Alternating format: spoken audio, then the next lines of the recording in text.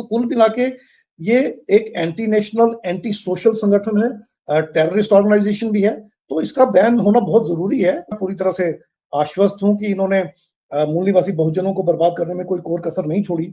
और जैसा कि मैंने आपको बताया, 1984 में सिखों का नरसंहार हो, या फिर 2002 में गोधरा वाला जो कांड हुआ हो, या इसके अलावा अक्षरधाम पे हमला, मस्जिदों में बम ब्लास्ट, मालेगांव ब्लास्ट, ट्रेनों में बम ब्लास्ट, ये सारी चीजें अब इनके कई लोग जो आरएसएस छोड़ चुके हैं उन्होंने सारा खुलासा कर दिया है।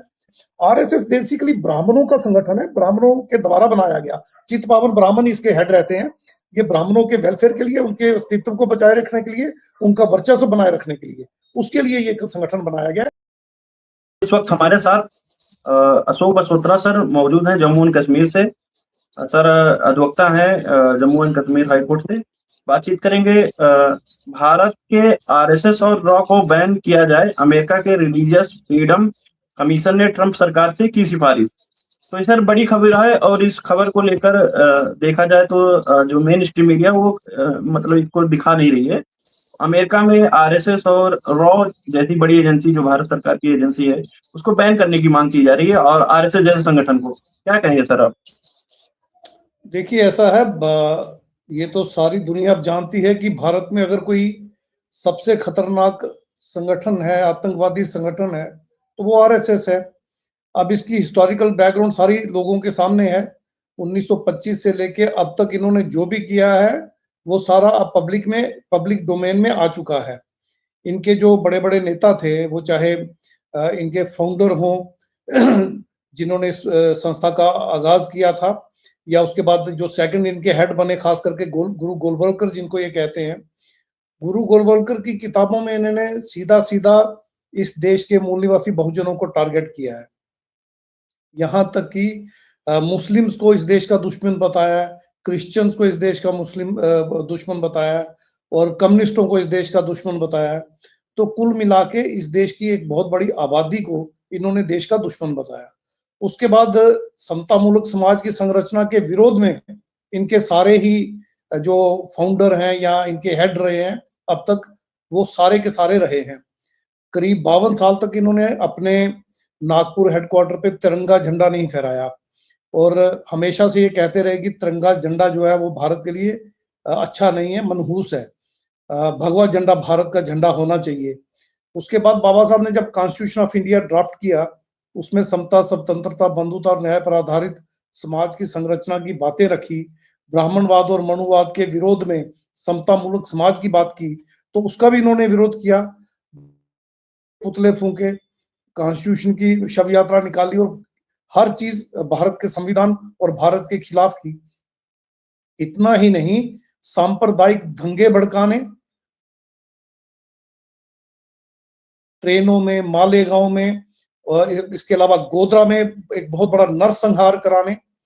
इसके अलावा 1984 में जब सिखों पे नरसंहार हुआ, खास करके दिल्ली वगैरह में, तो अगर आप देखें तो पूरे भारत में एक बहुत बड़े पैमाने पे एक आतंकवादी संगठन के रूप में आरएसएस उभर के सामने आया है। अब ये बात किसी से छुपी हुई तो है नहीं। दूसरा, इन्होंने अब क्या किया, पूरे विश्व में हर कंट्री में अपने पांव जमाने शुरू कर दिए थे। वहां पे ये इसे आरएसएस नहीं कहते थे, एचएसएस कहते हैं। राष्ट्रीय की जगह हिंदू शब्द का इस्तेमाल करते हैं। तो उन्होंने भी सेम पैटर्न अडॉप्ट किया है। जिस भी कंट्री में अपनी ब्रांच खोली है या अपना ऑर्गेनाइजेशन बनाई है, तो वहां के लोगों को परेशान करके रखा हुआ है। अमेरिका में भी इन्होंने इसी तरह की बातें शुरू कर दी हैं। तो अमेरिका एक डेमोक्रेटिक कंट्री है, वो इन चीजों को बर्दाश्त नहीं करता है। वहां पे कुछ एजेंसीज, कुछ ऑर्गेनाइजेशंस इतनी पावरफुल और इतनी स्ट्रांग है कि वो इस तरह की हरकतें करने वाले ऑर्गेनाइजेशंस को टॉलरेट नहीं करती हैं। यही वजह है कि रिकमेंडेशन हुई है ट्रंप साहब को कि इसको वहां पे बैन किया जाए, ये वहां पे पनपनी नहीं चाहिए। ये एक वेलकम स्टेप है। मेरा ख्याल है अमेरिका को ही नहीं, सारे देशों को एचएसएस को और आरएसएस को बैन कर देना चाहिए, और भारत में भी इसको अनकॉन्स्टिट्यूशनल और एंटी नेशनल ऑर्गेनाइजेशन डिक्लेयर करके बैन कर देना चाहिए, और इनकी सारी एक्टिविटीज को खत्म कर देना चाहिए। वैसे भी हवाला में भी ये इन्वॉल्व है, अरबों खरबों की मनी ट्रांजैक्शन इनकी होती है, जिसका कोई हिसाब ये देते नहीं है। क्योंकि भारत में सारे ऊंचे ऊंचे पदों पे इनके लोग बैठे हैं, तो इनको कोई पूछता नहीं। जब कभी भी एक कमिटेड और इम्पार्शियल गवर्नमेंट इंडिया में बनेगी, तो आप देखिएगा इनके सारे काले चिट्ठे खुल के सामने आ जाएंगे। ये हर तरह की हरकतें, हर तरह के गलत काम करते हैं। तो लिहाजा अमेरिका में ये जो आवाज उठी है, अगर अमेरिका को इनसे बचना है तो इनको बैन करना ही होगा। अमेरिका क्या, जिस भी देश को इनकी एंटी नेशनल एक्टिविटीज से बचना है, उन्हें इसको बैन करना ही होगा, इसको बंद करवाना ही होगा। भारत में भी ये बैन हो चुका है, आपको पता, 2 बार संगठन, 2-3 बार। फिर से इसको परमानेंटली बैन करना जरूरी है, मेरा ऐसा मानना। जी।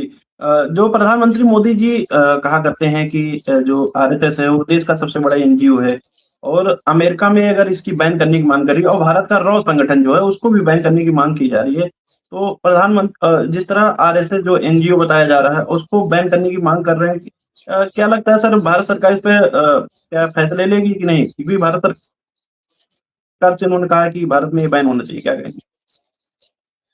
देखिए, नरेंद्र मोदी एक कीमोफ्लेज कवर अप कर रहे हैं, इसको एनजीओ कह के।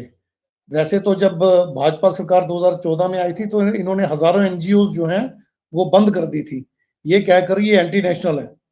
तो मुझे लगता है अगर उस संदर्भ में उन्होंने कहा फिर तो ठीक ही कहा है, ये भी एक एंटी नेशनल एनजीओ है।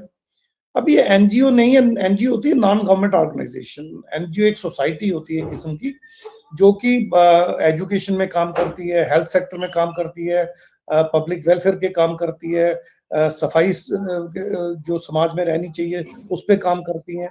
तो अलग अलग किस्म की एनजीओ पब्लिक वेलफेयर के काम करती हैं। तो ये कहकर नरेंद्र मोदी शायद ये साबित करना चाहते हैं कि आरएसएस पब्लिक वेलफेयर के काम करती है, जबकि ऐसा है नहीं। आरएसएस एक ऐसा संगठन है जो हमेशा नेशन के विरोध में काम करते हैं। आप देखिए, जब जब भारत में बलात्कार हुआ है और खास करके एससी एसटी ओबीसी बच्चियों का, मुस्लिम सिख क्रिश्चियन बच्चियों का बलात्कार हुआ है, तो ये आरएसएस नाम का संगठन बलात्कारियों के फेवर में खड़ा है। हर बार आपको दिखा होगा। अभी राम रहीम का आप देख लीजिए, उसको कितनी बार पैरोल पे छोड़ा। आसाराम को देखिए कितनी बार पैरोल पे छोड़ा। हाथरस की बच्ची जो जिसका बलात्कार हुआ, उसका कत्ल हुआ, उस वक्त भी सारी आरएसएस और भाजपा कातिलों के साथ खड़ी थी। उन्नाव वाले केस में आप देख लीजिए, सेंगर, कुलदीप सिंह सेंगर वाले केस में, वहां भी सारी भाजपा और आरएसएस कुलदीप सिंह सेंगर जो बलात्कारी है, जो कातिल है, उसके साथ खड़ी है, ना कि विक्टिम के साथ। तो पूरे भारत में बलात्कारियों के साथ कौन खड़ा है? आरएसएस और भाजपा। कातिलों के साथ कौन खड़ा है? आरएसएस और भाजपा। इसके अलावा ड्रग्स स्मगलर पकड़े जाते हैं बड़े बड़े, उनका इनसे नेक्सस होता है।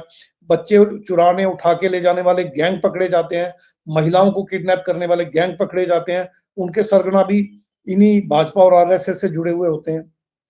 तो कुल मिला के ये एक एंटी नेशनल, एंटी सोशल संगठन है, टेररिस्ट ऑर्गेनाइजेशन भी है। तो इसका बैन होना बहुत जरूरी है, बहुत ही इंपॉर्टेंट है। जहां तक बात रा की है, रा तो बेसिकली इंडिया की रिसर्च एंड एनालिटिक विंग जो है, वो एक सीक्रेट एजेंसी थी, है, वो तो रहेगी। हालांकि अभी वो मनुवादियों के हाथ में, तो हो सकता है वो भी कोई गलत हरकतें कर रही हो या आरएसएस को प्रमोट कर रही हो, आरएसएस साथ मिलकर अमेरिका में या बाकी देशों में हो सकता है कुछ अनकॉन्स्टिट्यूशनल वहां के हिसाब से कर रही हो, मैं जानता नहीं हूँ। मगर मेरा ये मानना है कि रा बेसिकली तो इंडिया की एक ऐसी एजेंसी है जो सीक्रेट एजेंसी है, इंडिया के काम आती है। जैसे अमेरिका में भी सीआईए है, जैसे इसराइल में मोसाद है, या फिर रशिया में केजीबी है। तो हमारे यहाँ रा और आईबी दो एजेंसियां जो ये काम कर रही हैं, वो तो हमारे देश के वेलफेयर के लिए बनाई गई हैं। तो अगर तो वो कोई गलत काम करें और उसमें आरएसएस की इन्वॉल्वमेंट हो, तो कोई देश उसको बैन करना चाहे तो कर भी सकता है। वैसे भी वो दूसरे देश हमारी एजेंसी को बैन करते ही हैं। हम सीआईए को यहाँ एंट्री थोड़ी देते हैं, केजीबी को थोड़ी देते हैं, वो तो इलीगली एंटर करते हैं। तो अमेरिका का कंसर्न अपनी जगह सही हो सकता है, मगर रा और आईबी की यहाँ तक बात है, वो तो हमारी इंटरनल सीक्रेट एजेंसीज है, भारत के पॉलिसी मेकिंग में या और चीजों में काम करती हैं। जहां तक आरएसएस का तल्लक है, वो तो मैं पूरी तरह से आश्वस्त हूं कि इन्होंने मूल निवासी बहुजनों को बर्बाद करने में कोई कोर कसर नहीं छोड़ी। और जैसा कि मैंने आपको बताया, 1984 में सिखों का नरसंहार हो, या फिर 2002 में गोधरा वाला जो कांड हुआ हो, या इसके अलावा अक्षरधाम पे हमला, मस्जिदों में बम ब्लास्ट, मालेगांव ब्लास्ट, ट्रेनों में बम ब्लास्ट, ये सारी चीजें अब इनके कई लोग जो आरएसएस छोड़ चुके हैं, उन्होंने सारा खुलासा कर दिया है। आपको पता ही है, महाराष्ट्र के भी इनके एक्टिविस्ट इनको छोड़ चुके हैं, ओबीसी से आते हैं वो, उन्होंने भी सारी इनकी बातें बताई हैं। इन देश के सारे जो सीक्रेट है उन्होंने खोल दिए हैं। इसके अलावा हमारे एक राजस्थान से एससी भाई हैं, भंवर मेघवंशी जी, उन्होंने भी सारी इनकी अंदर की करतूतें हमें बता दी हैं।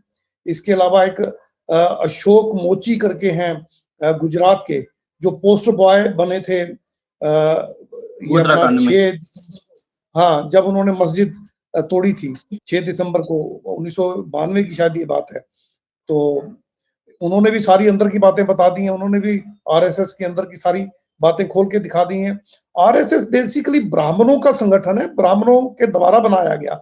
चित्तपावन ब्राह्मण इसके हेड रहते हैं। ये ब्राह्मणों के वेलफेयर के लिए, उनके अस्तित्व को बचाए रखने के लिए, उनका वर्चस्व बनाए रखने के लिए, उसके लिए ये संगठन बनाया गया है और 24 घंटे इसी काम में लगा रहता है। जहां तक बात भारत के मूल निवासी और बाकी तबकों की है, उनके विरोध में है, उनका सिर्फ ये इस्तेमाल करता है, उनका यूज करता है और कुछ नहीं करता। तो इसलिए मेरा ख्याल है इसको बैन नहीं, बिल्कुल खत्म ही कर देना चाहिए। अगर हम कभी सत्ता में आए तो इसका पक्का इलाज करेंगे। अम्बेडकरवादी एक बार पावर में आ जाए, हम शासनकर्ता जमात बने और ऐसे और इन जैसे जितने भी देशद्रोही संगठन हैं उनको पूरी तरह से बंद करेंगे, बैन करेंगे। जी, लास्ट हमारा सवाल है सर, इतनी बड़ी खबर जो अमेरिका से आती है, लेकिन यहाँ के जो मीडिया है, जिसको हम ब्राह्मणवादी मीडिया है, मनु मीडिया कहते हैं, वो इस खबरों को मतलब कहीं पोस्टर में या कहीं थोड़ा-सा जगह देता है, जबकि बड़ी खबर है। यहीं पर दूसरी, जब कोई अगर मुस्लिमों की अगर कोई संगठन होता है, उस पर जब बैन करने की बात होती है, तो बड़े पैमाने पे ये लोग हफ्ते भर इसको डिबेट चलाते हैं, लेकिन आरएसएस के लिए खबर आई तो उसको जिस तरह हाइड कर दिया गया, क्या कहेंगे आप? देखिए, भारत का मीडिया पहले दिन से हम सब लोगों को बता रहे हैं, वो ब्राह्मण बनिया मीडिया है और ब्राह्मणों के हित में 24 घंटे काम करता है। भारत का मीडिया ब्राह्मणों के हितों के विरोध में एक भी बात नहीं कर सकता, वो चाहे प्रिंट मीडिया हो या इलेक्ट्रॉनिक मीडिया हो, जितने भी मेन स्ट्रीम टीवी चैनल्स हो, जो भी हो, वो ब्राह्मणों के हितों की बात करते हैं। अभी चाहे वो कोई भी बात हो, इसलिए ये जो खबर है, इस खबर को वो कभी नहीं चलाएंगे। ये खबर ब्राह्मणों के विरोध में है बेसिकली। ये आरएसएस जो ब्राह्मणों का संगठन है उसके विरोध में, तो ब्राह्मणों के विरोध में, तो ब्राह्मणों का ही तो कब्जा है पूरे मीडिया पे। तो आप मेन स्ट्रीम मीडिया पे इसको नहीं देखेंगे। वो अपना धर्म निभा रहे हैं, वो अपने वर्ण का, अपनी जाति का, अपने वर्ग का हित देख रहे हैं, वो भारत का हित नहीं देख रहे। भारत का हित तो मूल निवासी बहुजनों का हित होता है, उसके हित में तो वो कभी नहीं जाएंगे। और भी बहुत सारी चीजें जो वो कभी दिखाते ही नहीं, आपको पता ही है। वो अभी जैसे इसका यूपीएससी का रिजल्ट निकला, तो उसमें 10-11 टॉपर अपर कास्ट के बनाए गए, सबको इंटरव्यू में ज्यादा नंबर देके आगे लाया गया और मूल निवासी बहुजनों के नंबर काट के उनको पीछे किया गया।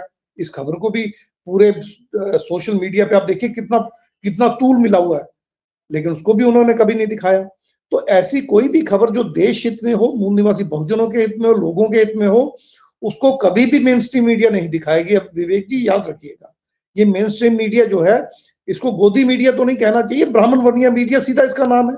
हमारे जो महामानव है, खास करके डीके खापर्डे जी, यशका डीके खापर्डे जी, जिन्होंने बॉम्ब साहब बनाई थी और 1973 ऑनवर्ड्स अम्बेडकराइट मूवमेंट भारत में फैलाई, उनका क्लियर कट कहना था कि मीडिया भारत में सिर्फ और सिर्फ ब्राह्मण वर्णीय मीडिया है, हमारा नहीं है।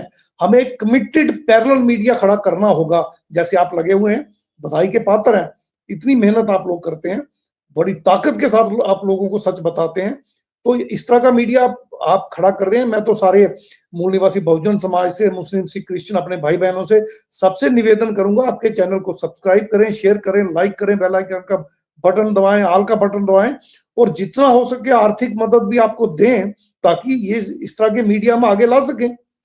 बाकी तो जो मीडिया वो हमारा है ही नहीं, वो भारत का मीडिया है ही नहीं, वो तो यूरेशियन विदेशी ब्राह्मण बानियों का मीडिया है। उन्हीं के हित में काम करेगा, उन्हीं के हित की बात करेगा, इस बात पे कोई दो राय है ही नहीं। विवेक जी, इनसे वो राष्ट्र के हित की उम्मीद मत रखिए। ये राष्ट्रद्रोही मीडिया है, ये देशद्रोही मीडिया है, ये यही करेगा। जी, तो साथियों, मैं यहीं पर सर को रोकना चाहूंगा और सर ने अपना महत्वपूर्ण समय दिया, इसके लिए बहुत बहुत धन्यवाद। साथियों, इस वीडियो को ज्यादा से ज्यादा लोगों तक शेयर करिए और चैनल पर नए हैं, चैनल सब्सक्राइब करें। बहुत बहुत धन्यवाद सर, महत्वपूर्ण समय देने के लिए। बहुत बहुत शुक्रिया विवेक जी, बहुत शुक्रिया।